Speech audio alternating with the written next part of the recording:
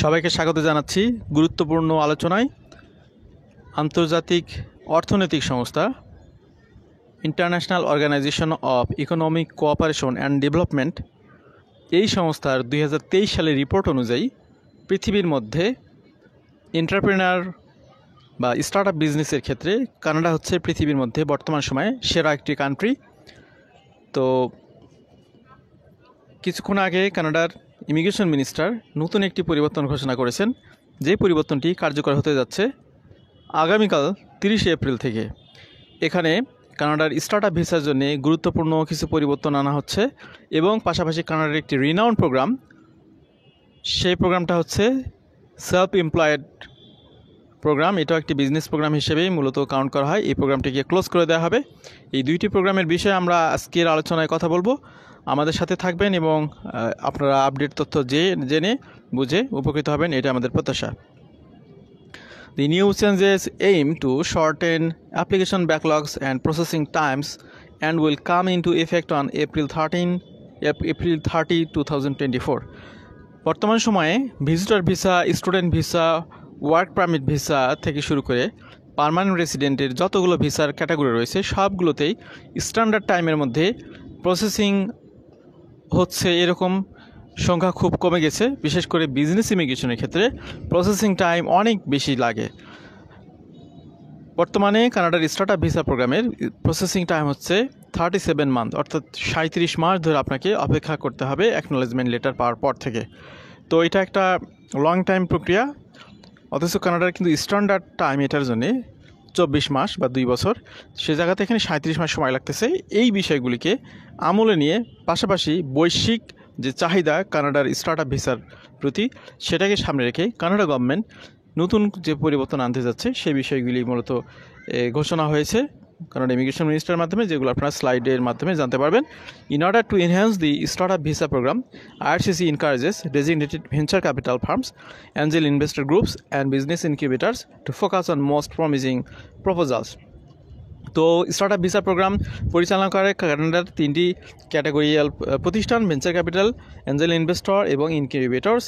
তাদেরকে বলা হয়েছে আরও অধিক পরিমাণে ফোকাস করে স্টার্টআপ যারা করতে চান তাদেরকে সিলেক্ট করতে, কারণ তাদের জন্য কিন্তু কোটা দিয়েছে। কিভাবে? Capping the permanent residency application numbers that IRCC will accept for processing every year to those associated with no more than 10 startups per designated organization. তো কানাডার যে ডেজিগনেটেড অর্গানাইজেশনগুলো রয়েছে 3টি ক্যাটাগরিতে, এগুলো আপনারা গুগল করলে পারবেন। Designated organization for startup visa, সেখানে আপনারা 3টি ক্যাটাগরিতে পাবেন। কোন 3টি ক্যাটাগরি? একটু আগে যেগুলো বললাম, আপনার ভেঞ্চার ক্যাপিটাল, অ্যাঞ্জেল ইনভেস্টর এবং ইনকিউবেটর। তো এগুলোর ক্ষেত্রে যেটা করা হচ্ছে, একটি করে ডেজিগনেটেড প্রতিষ্ঠানের জন্য বছরে 10টি স্টার্টআপের সুযোগ দিবে কানাডা গভর্নমেন্ট। এই বিষয়টি মূলত এখানে কোটা সিস্টেম করে দেওয়া হলো। আগে এই সংখ্যাটি ছিল আনলিমিটেড। তো এখন যে কাজটি হবে সেটা হলো যে এই ডেজিগনেটেড অর্গানাইজেশনগুলো তাদের স্টার্টআপগুলো সিলেকশনের ক্ষেত্রে অনেক বেশি সচেতন হবে। আগে দেখা গেল যে তাদের হাতে যদি 50টা প্রপোজাল আসে, তারা হয়তো 20টা, 25টা বা 30টা কিংবা 50টায় তারা অ্যাকসেপ্ট করতো। এখন যেহেতু তাদের সামনে বছরে মাত্র 10টি সিলেকশনের সুযোগ করে বা লিমিটেশন করে দিয়েছে গভর্নমেন্ট, সে কারণে স্টার্টআপ ভিসায় যারা আপনারা আবেদন করতে চান বা আগ্রহী বা করতেছেন, তাদের এক্ষেত্রে আরও অধিক সচেতন হতে হবে। তাদের স্টার্টআপের থিমটা আরও অনেক বেশি মজবুত হতে হবে। আদারওয়াইজ এই ডেজিগনেটেড অর্গানাইজেশনগুলো কিন্তু সেগুলোকে অ্যাকসেপ্ট করবে না, কারণ তাদের এখানে অনেকগুলো অপশনের মধ্যে চয়েস করতে হবে। দেখা গেল 50টা প্রপোজাল আসছে, সেখান থেকে তারা টপ 10 সিলেক্ট করবে। সুতরাং তাদেরকে সিলেক্টিভ ওয়েতে যেহেতু আগাইতে হবে, এই জন্য এই স্টার্টআপ ভিসায় যারা আবেদন করবেন তাদের খুব ভালোভাবে এখানে বুঝে শুনে আগাইতে হবে। এই বিষয়টি এখানে মোটামুটি confirm. Granting priority processing to entrepreneurs whose startup receives financial backing from Canadian Capital or Tech Network affiliated business incubator.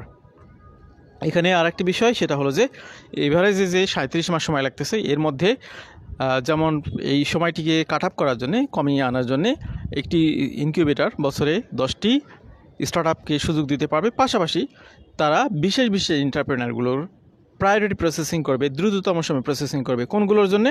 সেগুলো এখানে বলা হচ্ছে যে যেগুলো ক্যানাডিয়ান ক্যাপিটাল থেকে সুযোগ সুবিধা লাভ করবে এবং যেগুলো টেক নেটওয়ার্কের সাথে অ্যাফিলিয়েটেড বিজনেস ইনকিউবেটর সেগুলোর জন্য প্রায়োরিটি প্রসেসিং করা হবে। এই বিষয়টি গভর্নমেন্টের পক্ষ থেকে নিশ্চিত করা হয়েছে। This includes both pre-existing and newly submitted applications in the inventory। Already যারা আবেদন জমা দিয়েছেন তাদেরগুলোকেও যাচাই করে এই ক্যাটাগরির মধ্যে যেগুলো আছে সেগুলোকে আগে প্রসেস করা হবে এবং যেগুলো আপনার হচ্ছে এই ক্যাটাগরির মধ্যে পড়বে ভবিষ্যতে সেগুলোকে এখানে আপনার ক্যালকুলেশন আনা হবে। তো এই হলো বিষয়। Minister Miller further declared a complete pause of new application for the self-employed person program beginning on April 30, 2024। তো এখানে যে বিষয়টি চলে আসলো সেটা হলো সেলফ এমপ্লয়েড পারসনস প্রোগ্রাম। এটি একটি জনপ্রিয় প্রোগ্রাম ছিল। এটি 30 এপ্রিল 2024 থেকে এটি আপাতত বন্ধ থাকবে এই প্রোগ্রামটি। এটা একটা গুরুত্বপূর্ণ নিউজ, কারণ পৃথিবীর বিভিন্ন প্রান্ত থেকে এই সেলফ এমপ্লয়েড পারসনের অনেকেই কিন্তু এখানে আবেদন করে বিশেষ ব্যক্তিরা এখানে সুযোগ নিয়ে আসেন। This step is necessary in order two concentrate on the processing of applications derived from the existing inventory. তো এখানে প্রসেসিং টাইমটাই এখানে ম্যাটার হয়ে যাচ্ছে, যার কারণে গভর্নমেন্ট পুরোপুরি কনসেন্ট্রেট করতে যাচ্ছে স্টার্ট আপ ভিসার প্রতি, যার কারণে তারা এই আপনার সেলফ এমপ্লয়েড পারসন প্রোগ্রাম এটিকে ক্লোজ করে দিচ্ছে আগামীকাল থেকে। The self employed person program is for those who have significant experience in sports, recreation, art, culture will contribute to Canadian culture. তো এখন একটু বলি সেলফ এমপ্লয়েড পারসনে অ্যাকচুয়ালি কারা আসতে পারতো। বিশেষ করে যে সেলিব্রিটি পারসন, সেটা হতে পারে খেলাধুলার ক্ষেত্রে, সেটা হতে পারে আপনার সিঙ্গার, হতে পারে আর্টিস্ট, এরপরে হতে পারে আপনার কালচারাল পার্সোনালিটি। এদের জন্য কানাডা একটি বিশেষ ব্যবস্থা দিয়েছিল সেলফ এমপ্লয়েড প্রোগ্রাম। তো এই প্রোগ্রামটি আপাতত ক্লোজ থাকবে বা পজ থাকবে। এটা হয়তো আবার সুবিধাজনক সময় গভর্নমেন্ট এটি ওপেন করবে। Processing times have extended beyond 4 years as a consequence of the large volume of application receive for this program. তো এখানে প্রসেসিং টাইম 4 বছরেরও বেশি সময় ধরে লাগতেছিল, যার কারণে যেগুলো অলরেডি হাতে রয়েছে সেগুলোকে প্রসেস করার জন্য মূলত নতুন অ্যাপ্লিকেশন নেওয়া গভর্নমেন্ট বন্ধ করে দিচ্ছে এই সেলফ এমপ্লয়েড পারসন প্রোগ্রামের ক্ষেত্রে। তো এটা একটা গুরুত্বপূর্ণ ইভেন্ট ছিল, এই নিউজ আপনাদের জন্য। অনেকেই পৃথিবীর বিভিন্ন প্রান্ত থেকে এই ক্যাটাগরির জন্য আবেদনের সুযোগ পেতেন, সেটা আপাতত বন্ধ থাকতেছে। Despite the current suspension, IRCC will continue process overdue application. অর্থাৎ নতুন অ্যাপ্লিকেশন নেওয়া বন্ধ থাকলেও আগের যতগুলো অ্যাপ্লিকেশন কানাডার গভর্নমেন্টের নিকট জমা রয়েছে, যেগুলো অ্যাকনোলেজমেন্ট লেটার পেয়েছে, সেগুলো সবগুলোই প্রসেস করা হবে। এই বিষয়টি গভর্নমেন্টের নিকট থেকে নিশ্চিত করা হয়েছে। IRCC can effectively mitigate the backlog and shorten wait times for the talented, innovative and entrepreneurial newcomers essential for the sustained expansion of Canadian economy by implementing measures। তো এখানে যারা ওভার ট্যালেন্টেড এন্টারপ্রেনারিয়াল নিউকামার্স তাদের জন্য গভর্নমেন্টের অনেক ভালো উদ্যোগ রয়েছে। এর মধ্যে limiting application intake until the end of 2026, অর্থাৎ স্টার্ট আপ ভিসার যে ইনটেকটি চালু হচ্ছে বা কোটা সিস্টেম করা হচ্ছে সেগুলো 2024-26 পর্যন্ত এটি চলবে। Allocating additional admissions for federal business category in accordance with the multi year level plans for 2024 to 2026।